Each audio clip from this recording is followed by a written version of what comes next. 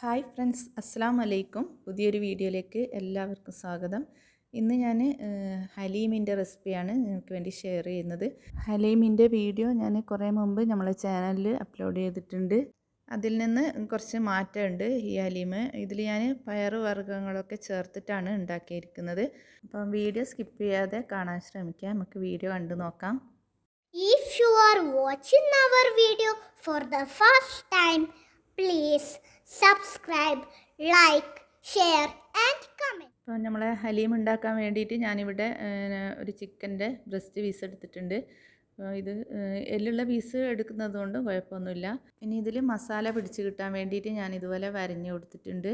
പിന്നെ നിങ്ങൾക്ക് ചെറിയ പീസാക്കണമെങ്കിൽ ആക്കാം. ഞാൻ പിന്നെ അങ്ങനെ തന്നെ ഫ്രൈ ചെയ്യാമെന്ന് വിചാരിച്ച്. ഇനി ഇതിൽ ആവശ്യത്തിനുള്ള ഉപ്പ് ചേർത്ത് കൊടുക്കണം. പിന്നെ 2 ടേബിൾ സ്പൂണ് കട്ട തൈര് ചേർത്ത് കൊടുക്കാം. ഇനി ഇതിൽ 1/2 ടീസ്പൂണ് മഞ്ഞൾപ്പൊടിയും 1 ടീസ്പൂണ് മുളക് പൊടിയും ചേർത്ത് നല്ലോണം മിക്സ് ചെയ്തെടുത്തിട്ട് നമുക്ക് ഇത് ഫ്രിഡ്ജിൽ വെക്കാം. ഇത് 1 കപ്പ് അൽസ ഗോതമ്പ് ഞാൻ കുതിർത്തി വെച്ചതാണ്. നമ്മൾ രാവിലെ ഉണ്ടാക്കുന്നതാണെങ്കിൽ രാത്രി കുതിർത്തി വെച്ചാൽ മതി.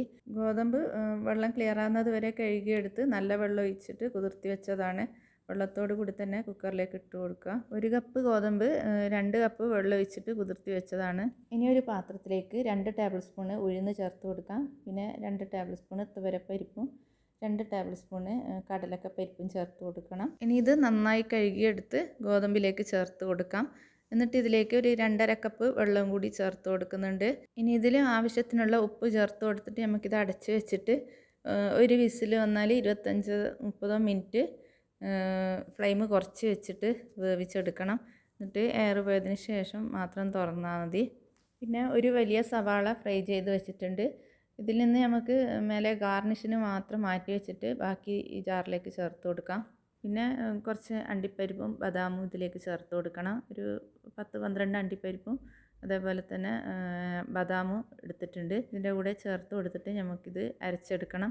ഇനി ഇതിൽ പൊടികൾ ചേർത്ത് കൊടുക്കാം. 1 ടീസ്പൂണ് മല്ലിപ്പൊടി ചേർത്ത് കൊടുക്കാം. പിന്നെ 1 ടീസ്പൂണ് മുളക് പൊടിയും 1 ടീസ്പൂണ് ഗരം മസാലപ്പൊടി, പിന്നെ 1 ടീസ്പൂണ് മീറ്റ് മസാലപ്പൊടിയാണ് ചേർക്കുന്നത്. നിങ്ങൾക്ക് ഇഷ്ടമുണ്ടെങ്കിൽ ഒരു 2 ടീസ്പൂണ് ചേർക്കാം. ഇനി ഇത് അരച്ചെടുത്തിട്ട് ഇതിലേക്ക് കുറച്ച് വെള്ളം ചേർത്തിട്ട് നന്നായിട്ടൊന്ന് അരച്ചെടുക്കാം. ഇത് അരച്ചെടുത്തിട്ട് നമുക്കിതിവിടെ മാറ്റി വെക്കാം. ഇനി നമ്മൾ ചിക്കൻ ഫ്രൈ ചെയ്തെടുക്കാം.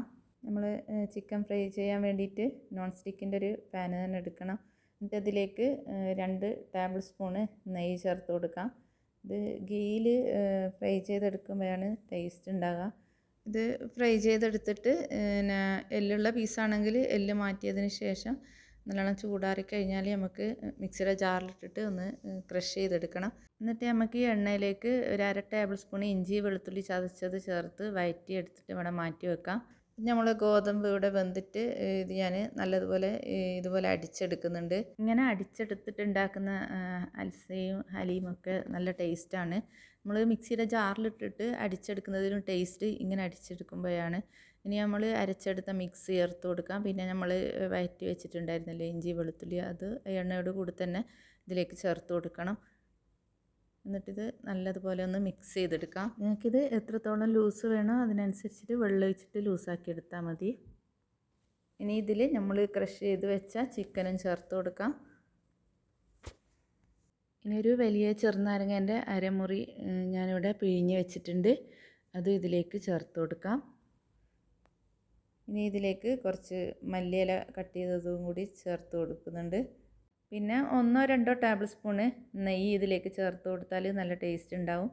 പിന്നെ ഉപ്പ് ചെക്ക് ചെയ്ത് നോക്കിയിട്ട് ഉപ്പ് ആവശ്യമുണ്ടെങ്കിൽ ചേർത്ത് കൊടുക്കാം. നമ്മളിത് കുറച്ച് ഹെൽത്തി ആയിട്ടാണ് ഉണ്ടാക്കിയത്. പിന്നെ ഇതിൽ പരിപ്പ് ഇത്ര വേണ്ടെങ്കിൽ എല്ലാം ഓരോ ടേബിൾ സ്പൂണ് ചേർത്ത് കൊടുത്താൽ മതി. എനിക്ക് പരിപ്പ് പയറ് വർഗ്ഗങ്ങൾ ചേർത്തതിൽ ഇഷ്ടപ്പെട്ടത് പയറുവർഗ്ഗങ്ങളൊന്നും ചേർക്കാതെ ഉണ്ടാക്കിയ ഹലീമാണ്. അങ്ങനെ ഉണ്ടാക്കിയ ഹലീമിൻ്റെ വീഡിയോ നമ്മളെ ചാനലിലുണ്ട്. കാണാത്തവരുണ്ടെങ്കിൽ ഒന്ന് കണ്ടു നോക്കുക. ഇനി ഇതെല്ലാം നന്നായി മിക്സ് ചെയ്തെടുത്ത് നമുക്കിത് ഇളക്കിക്കൊണ്ടേയിരിക്കണം. അടി പിടിച്ചു പോകാതെ തിളപ്പിച്ചെടുക്കണം. നല്ലോണം തിളച്ച് വന്നാൽ നമുക്ക് ഫ്ലെയിം ഓഫ് ചെയ്യാം. പിന്നെ നിങ്ങൾക്ക് ഇതിൽ വേണമെങ്കിൽ 1 ടീസ്പൂണ് കുരുമുളക് പൊടിയും ചേർത്ത് കൊടുക്കാം. ഇതിപ്പോൾ ഇവിടെ നല്ലോണം തിളച്ചിട്ടുണ്ട്. ഇനി നമുക്ക് ഫ്ലെയിം ഓഫ് ചെയ്യാം. എല്ലാവരും ട്രൈ ചെയ്ത് നോക്കുക. എന്നിട്ട് നിങ്ങളുടെ ഫീഡ്ബാക്ക് അറിയിക്കണേ. ഇത് സെർവിങ് ബൗളിലേക്ക് മാറ്റിയതിന് ശേഷം ഇതിൻ്റെ മേലെ സവാള ഫ്രൈ ചെയ്തതും മല്ലിയിലയും ചേർത്ത് കൊടുക്കാം. വീഡിയോ ഇഷ്ടമായാൽ ലൈക്ക് ചെയ്യുക, ഷെയർ ചെയ്യുക, അതുപോലെ സബ്സ്ക്രൈബ് ചെയ്യാത്തവരുണ്ടെങ്കിൽ സബ്സ്ക്രൈബ് ചെയ്ത് സപ്പോർട്ട് ചെയ്യണേ. ഇൻഷാ അല്ലാഹ് അടുത്ത വീഡിയോ കാണാം. Thank you.